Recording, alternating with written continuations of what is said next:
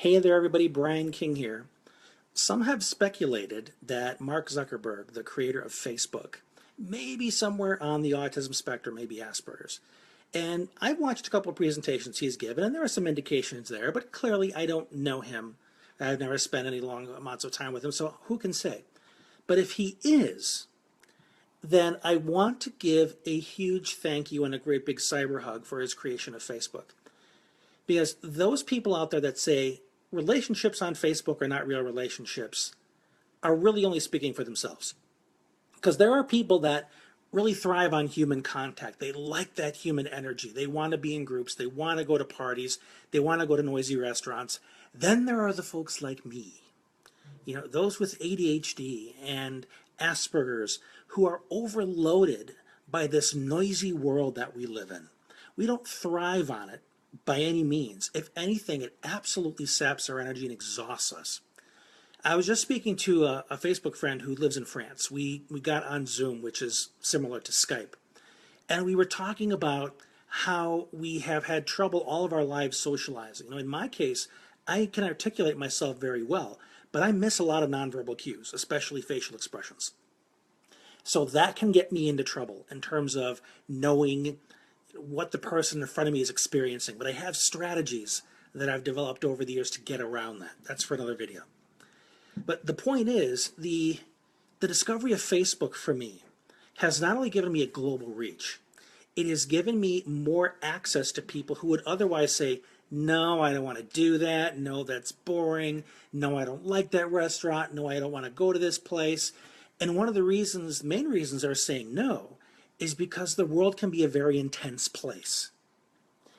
And many of us that have ADHD or Asperger's, we could socialize, but there's a context issue. The context meaning a place like a Panera or a noisy classroom, or just driving to get there with all of those moving objects that make it very disorienting to even be on the road, that it seems like it's not worth the effort just to get there. And then once you are there, you need to hold it together and try and pay attention and connect to the person in front of you. There are so many context issues out there that sabotage our ability to communicate with other people. Then there's Facebook. You can be in the comfort of your own bedroom on your phone. You can be in your own office like I am, sitting in front of your computer with low lighting and a comfortable chair, all of your sensory needs met. Then you can turn on Skype and talk for maybe 15, 20 minutes. It's not like an entire lunch that you've committed to. Because for those of us with attention issues, maybe 15, 20 minutes tops is our max. And we can do that through texting, through messaging, through a couple status updates. And we can connect with people from around the world that are just like us, that like to connect in that same way. When I was talking to my friend over in France, one thing that we talked about was how we were pretty much socially isolated and found it hard to connect with people because we only had that option of face-to-face, which is pretty much like diving into the deep end on your first swimming lesson. It can really feel like that sometimes. But now we can put out little seeds. We can just stick our toe in the water and gradually develop our comfort. And honestly, develop some deep relationships. For some people that have a lot of social anxiety, case in point, there's a young lady I just started working with that has so much social anxiety, she doesn't want to talk to me. She wants to work with me, but she doesn't want to talk to me. So how do we do it? Over Facebook Messenger. We text back and forth for half an hour. She would talk about her challenges. I'd give her tips. I'd give her specific action steps. She would tell me whether this was something she wanted to do or wouldn't do. I would establish some accountability with her to make sure she followed through on it. And by the end of it, she said she really liked the conversation. She felt positive about it because I met her where she was at. And hopefully she'll be able to move beyond the texting part, and maybe we'll be able to get on something visual, maybe for 5-10 minutes. And who knows, maybe someday we'll meet face to face.